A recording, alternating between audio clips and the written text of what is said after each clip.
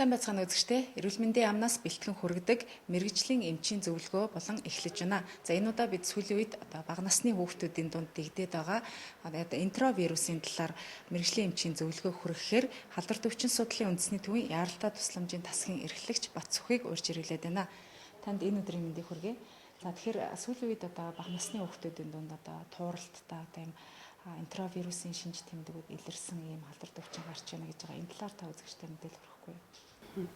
За хүүхдийн дундах халууралт, тууралт өвчин үүсгэдэг хэд хэдэн гол шалтгаанууд байдаг.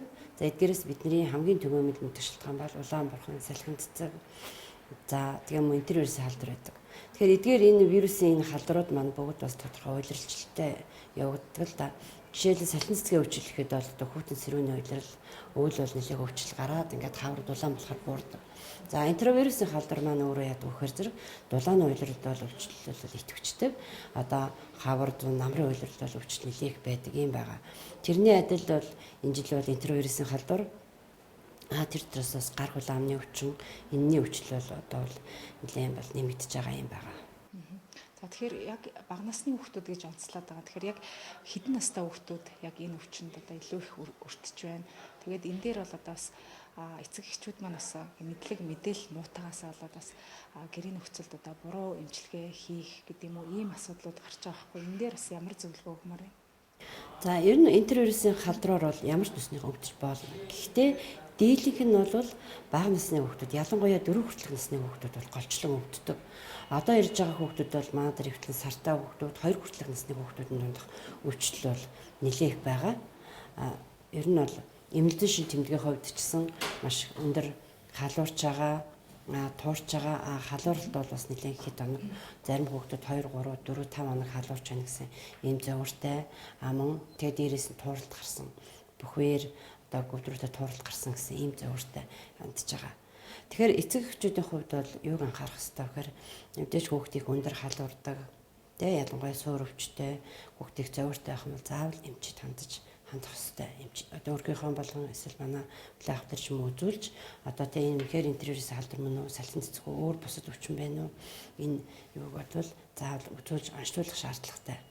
Тэгээд одоо яг энэ өвчнийг жишээлбэл заавал эмнэлэгт эмчлэх үү одоо зөвхөн эмчид үзүүлээд гэрийн нөхцөл бас яг эмчийн одоо заавар зөвлөгөөний дор эмчилгээ хийх боломжтой байдаг юм уу?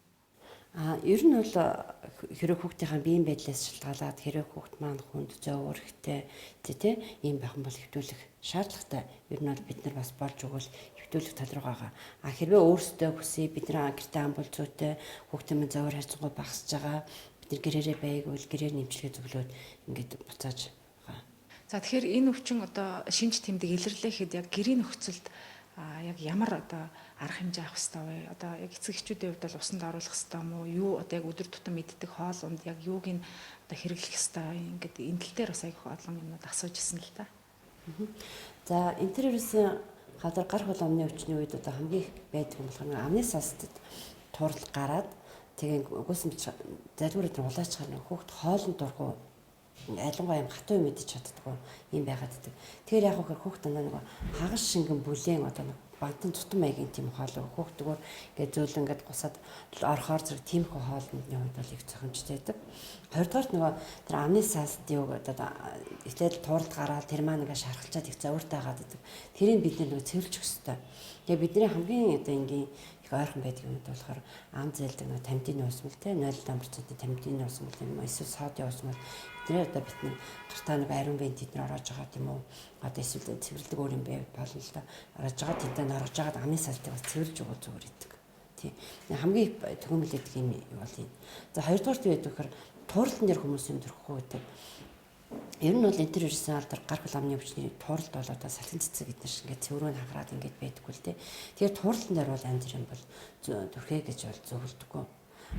Усанд оруулах тал дээр бол одоо хэрэг хүүхд чи халуурахгүй өөр нэг янз бүрийн хүндрэл байхгүй усанд оруулж болно. Сайхан бактери эсрэг сан гар угаагаад усанд оруулж чадвал тэр бол болно. Дээрээс нь хүүхдээ одоо тийм амин димээр одоо баялаг тий нэрсийн сүс, аншсуу, витамин С юу тий иймэрхүү шүүс багаар байр орхон бол хүүхдэд уулгаж авах хэрэгтэй юм байна. Тэгэхээр яг одоо эмчилгээний хугацаа нь яг ямар байд юм бэ? Одоо жишээлбэл салхин цэцэг өвчин бол яг онцлогдоод ингээд эмчилгээ хийгээд ингээд нэг ямар ч нэг нэг 10-аас 14 хоног зарцуулаад байх шиг байгаа. За энэ өвчний хувьд яг одоо эмчид үзүүлснээс хойш яг хэдийн хугацаанд одоо эмчлэгдэх вэ? Ер нь бол дунджаар ийм байгаа нэг 3-4 хоногийн халууралттай, зарим нь бол 2, 3, 4, 5 хоног тийм дунджаар 3-4 хоног халууралттай, дараа нь биеэс туралт гарна. Туралт нэг 4-5 хоног өөрөө аянд арилжиж байгаа. Зарим хүүхдүүд нь бол жоохон бөөлжих юм уу, цөөн дотоо бөөлжих юм уу, цөөн суулгах юм уу, иймэрхүү зөвөрөд бол илэрч байгаа. Тэгээ яг Улаанбаатар эдгээр шиг их хүндрэл бол гарсан юм бол байхгүй байгаа л да одоогор бол. За тэгэхээр ер нь одоо түрүүн та хэллээ шүү дээ. Ямар нэгэн одоо яг энэ шинж тэмдэг илэрх юм бол одоо яаралтай ингээд хандах хэрэгтэй гэж байгаа. За яг эцэг эхчүүдийн хувьд одоо яг гол шинж тэмдгийг яг юугаар яаж таних хэрэгтэй вэ?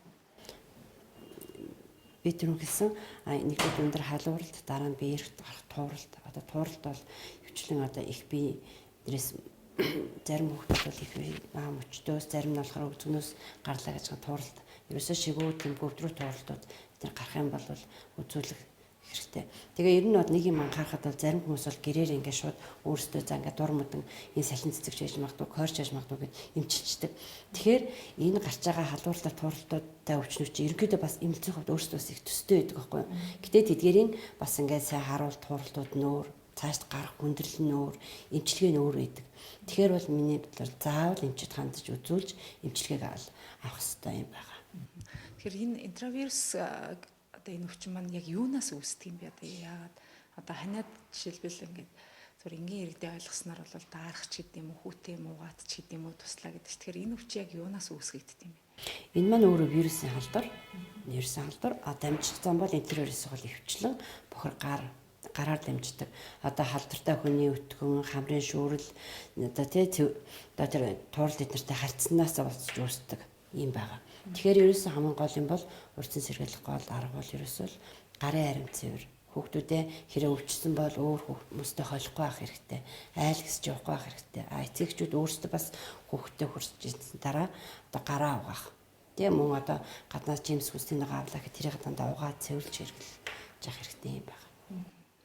За тэгвэл урьдчилан сэргийлэх арга нь бол тийм байт юм байна.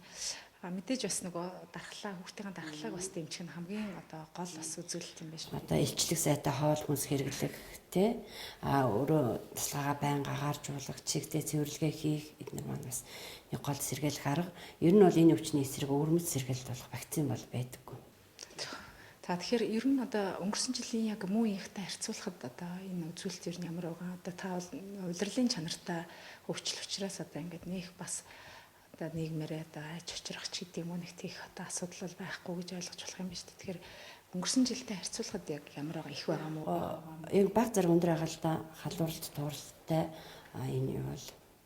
За тэгэхээр бид өнгөрсөн сая халдвар төвчин судлалын үндэсний төвийн одоо эмчийн зөвлөгөөг хүргэсэн бол одоо өргөжлүүлэн эрүүл мэндийн амны тандал шуурхай удирдлагын хэлтсийн дарга наран гэрлээс за энэ өвчин нь одоо яг хэдийн үед яаж гардгийг одоо яг шин төрлийн одоо вирусын гаралтай өвчин байд юм уу энэ талаарх одоо мэдээлэл бас танаас сонирхож байна. За интервирусын халдвар бол ер нь нэлийн түгээмэл гардаг юм. Ялангуяа бага насны хүүхдийн одоо хүүхдээ өвчлөлтөг вирусээр үүсгдэг юм халдварт өвчин. Ерөнхийдөө улирлын чанартай, хавар намартай бол их гардаг. За ялангуяа намар одоо бас хүүхэд олноороо цуглах хичээл эхлэх үед бас гардаг. За хавар бол бас нэлээд гарч байгаа. Хавар гардаг нь бол ерөнхийдөө одоо шар усны үеэр, урын үеэр хөрс усны бохирдолтой холбоотой. Хоёрдугаарт нь бол ерөнхийдөө хавартай хүмүүсийн бас дархлаа сулардаг. Энэ одоо онцлогтой холбоотой гардаг. За одоогийн байдлаар бол дэлхийд дахинд манай одоо Аз нам хондлын бүс ялангуяа манай хөрш одоо бүгд найрамдаар тулсан нэлээд олон мужид бол энэ гар хөл амны өвчин ер нь интервирус D одоо 83 93-ийн халдвар бол нэлээд их гарч байна. Тэгэхээр ер нь халдвар төвчин бол дэлхийн нийтэд бол хэлэхээс гаргүй байдаг. Ялангуяа манай хөрш орнууд бусад дэлхийн нийтэд гарч байгаа халдвар төвчин бол манайд гарах одоо хандлагатай байдаг. Энэ утгаараа бол интервирусын халдвар бол бас манайд одоо энэ ялангуяа 2-3 сард бол нэмэгдэх ийм хандлагатай байна. За тэгэхээр энд бид нэр одоо сэрэмжлүүлэх арга нь бол байна. Ерөнхийдөө өвчний хувьд бол нэлээд хөнгөн явцтай. Гэхдээ халдварлалт нэлээд өндөртэй. Олон хүүхдийг одоо зэрэг одоо хамарч болдгоороо онцлог. Тэгэхээр энэний нэг онцлог чанар бол ерөнхийдөө хөрс ус бохирдолтой их холбоотой. Гарын ариун цэвэр. Ялангуяа одоо манай нөхцөлд бол одоо яг энэ урын үеэр болж байна. Нэлээд хідэн аймагт бас нийслэл хотод одоо 2 дүүрэгт бол урын үеэр болж байна. За урын үеэр болж байгаа цагт бол энэ хөрсний бохирдол бол бас нэлээд гарч эхэлдэг. Ялангуяа одоо тэр жалга гуунд байгаа хог тэгээд нойл одоо энэ угаац муусны нөхөдмөл усан давтаад энэ нь бол хөрсийг нэлээд бохирдуулдаг. Энэ хөрс нь бол одоо тэр одоо гар нь дамжаад хүнд одоо бид нар бол хэвдэг юм та өтгөн ам мөрийн зам гэж хэлдэг. Энэ одоо байдлаар бол энтервирусын халдвар нэлээд гарнаа.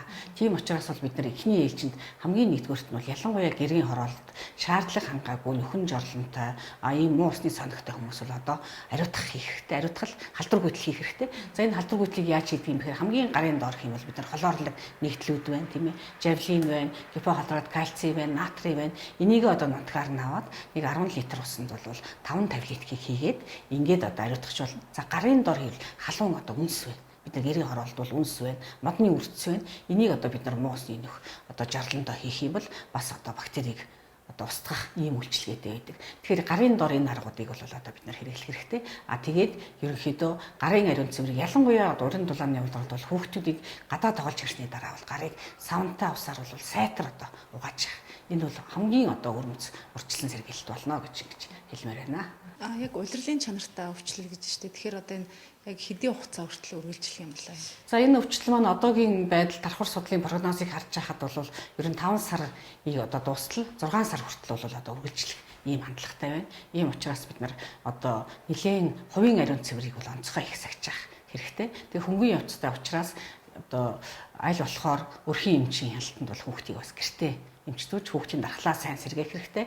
За мөн хоёрдугаарт нь энэ одоо өвчний шинж тэмдэг илэрсэн хүүхдийг бол сургууль цэцэрлэгт явуулахгүй байх хэрэгтэй. Яагаад гэвэл нэлийн халдварлалт вирусын халдвар өндөр учраас халдвар цаашаа тархах магадлал их өндөр байгаа учраас бол ер нь хүүхдийг гэртэн тусгаарлаж гэрийн асаргаа сувлааг сайн хийх юм бол хүүхэд нэг 4-6 хоногийн дотор бол бүрээдэг. За баярлалаа. Ингээд анхаарлаа хандуулсанд баярлалаа. Бид бас энэ энтеровирусыг эргэн тойрондох одоо мэдээллийг бас мэрэгжлийн эмчийн зөвлөгөө болон одоо мэрэгжлийн одоо хүмүүсийн зөвлөгөө та бүхэнд хүргэлээ. Анхаарлаа хандуулсанд баярлалаа.